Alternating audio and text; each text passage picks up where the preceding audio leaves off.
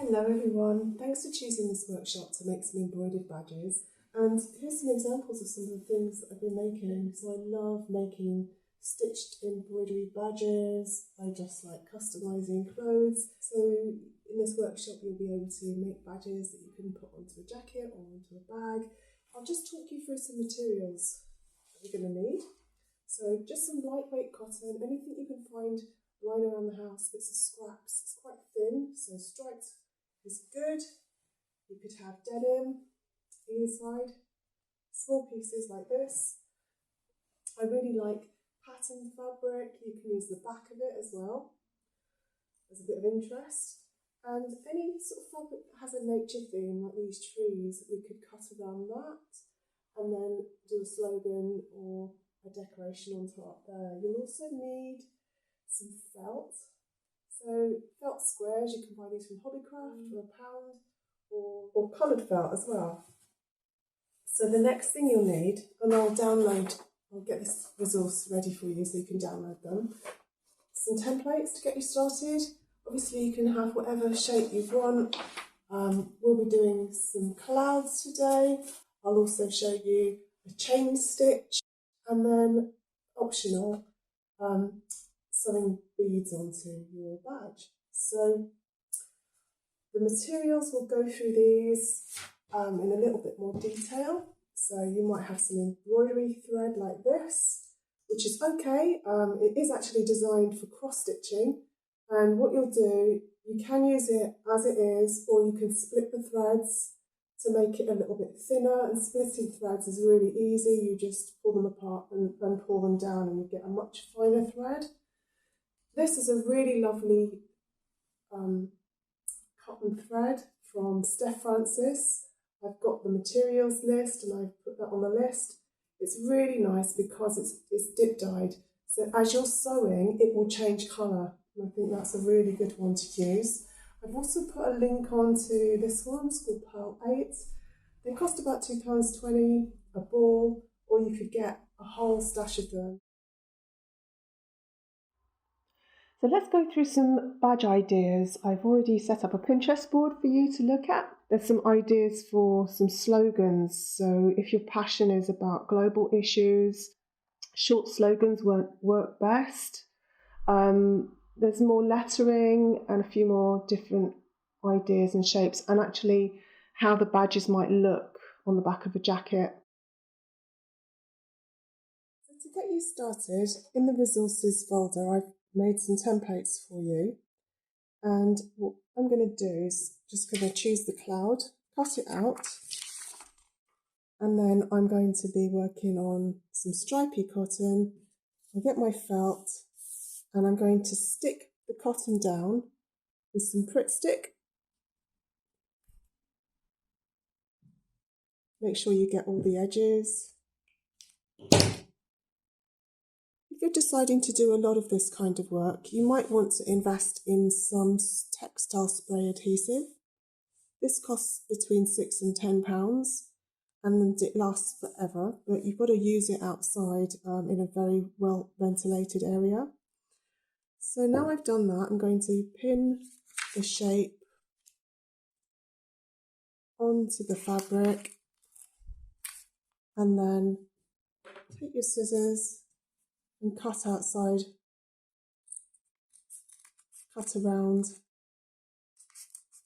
the shape.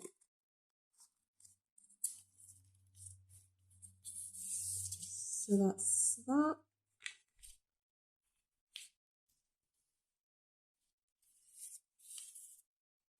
Start to plan your design, so very short message, and then with a washable pen I'm going to place that there and then start to think where I'm going to position those letters. So don't worry if you make a mistake, because you can wash this off. But if you're worried and you don't have a pen like this, you could also use a 2B pencil. Let's have a look at some designs I've already done. So this one with just chain stitch and then the dip dyed thread. And then before I stitched this badge onto the jacket, I did the blanket stitch. And then there's this one, the abstract design. Again, do the blanket stitch first and then over sew it to the garment or to the bag. And this one, I've just added beads. I'll show you how that's done, and then a simple straight stitch, and then stitched on the sequins. This one, again, chain stitch with blanket stitch, and then I've used French knots, and then I've cut some sequins just to make it look a little bit different. So let's get started with the blanket stitch on the edge of this badge first of all. Choose a colour thread that's got a lot of contrast to your material, and then I'm going to just measure from my elbow to my wrist, and that's the amount of thread I'm going to cut off. It's a good way of judging how much thread you're going to need before it knots up, or you won't run out of thread too quickly.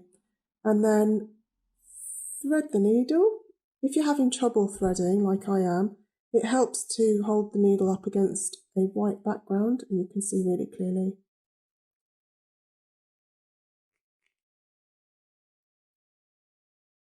There we go. Put a knot twice around your finger. There we go, a knot at the end. And then blanket stitch. So come up from the back of the material,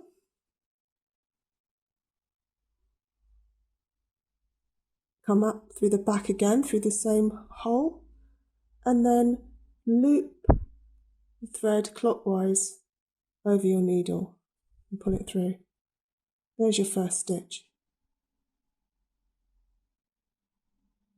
And it's lovely and straight. Try and measure coming up in the next hole quite close to the thread, the hole that you did before. Again, clockwise around the thread, pull it through. And then continue like that all the way around the edge. Now you might want to do bigger stitches, and that will halve the time that it takes you to thread. But actually it's a really nice, relaxing thing to do in the evening, and you'll have that done in no time. Okay?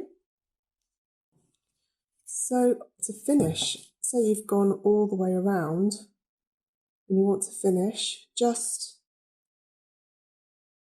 put your needle through the back of one of the stitches, don't go through the front of the fabric, and then go through a couple of times and then cut your thread.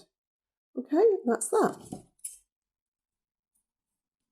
So next, the chain stitch, and I'll leave some tutorials for you online so you can look again in your own time, or you can follow along with me. Chain stitch now. Again, this is a very simple stitch to learn. Come up through the back. Oops.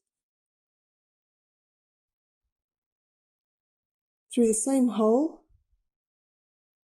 and then forward a little bit, and then wind the thread around the needle clockwise and pull it through. There's your first chain. You see where the thread has come out, you put your needle back in that same hole, and then forward, and then thread the thread around the needle, and then pull. That's the second one. Again, through the same hole, go forward, and round the needle, and then just keep going like that. And again, it's time consuming, but it's a relaxing activity as well. there's a lot to be said for doing a slow process like this, and you will gradually speed up as you get more and more practice. So as you can see, already I've almost got that bottom of the letter.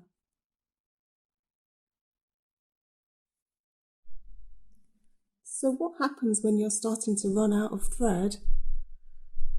Go down into the fabric, just in front of the last stitch that you did, pull your thread through the back, and then just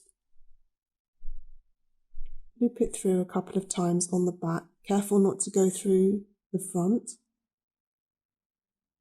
And then cut it off, and then rethread your needle.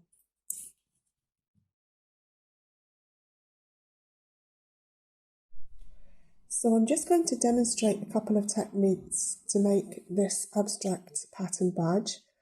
We're going to be doing beading, sewing on sequin, and then the sort of spiderweb pattern. So take your needle that's specially for beading. It's got to be very thin needle so that you can pass it through the beads. I'm showing you on a dark fabric so that it shows up a little bit better. And what you do is you just come up through the back of the fabric, make sure you've got a very big knot in your cotton, and use your cotton double so you've got extra strength. So there's my knot, and the thread I'm using is a polyester Gutermann thread. Try and match it to the colour of your bead as well. So I've come up through the back of the badge,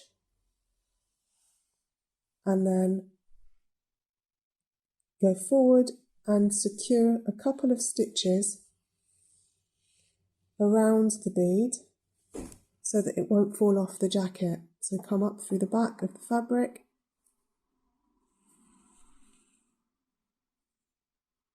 and over sew a few times, and then just make a couple of rows of beads like that, just 3 together, and that'll look really effective.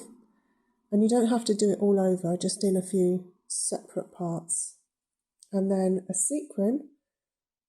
These, as you can see on this design, I've drawn out where I'm going to be stitching, and then at the intersection points, that's where I'm going to put a sequin. And again, really simple. So come up through the back of the fabric at an intersection point, thread your sequin, and then pull it through, go back under the sequin, and then attach a couple of stitches at the back to secure the sequin in place. And then carry on. This will take quite a short time to fill.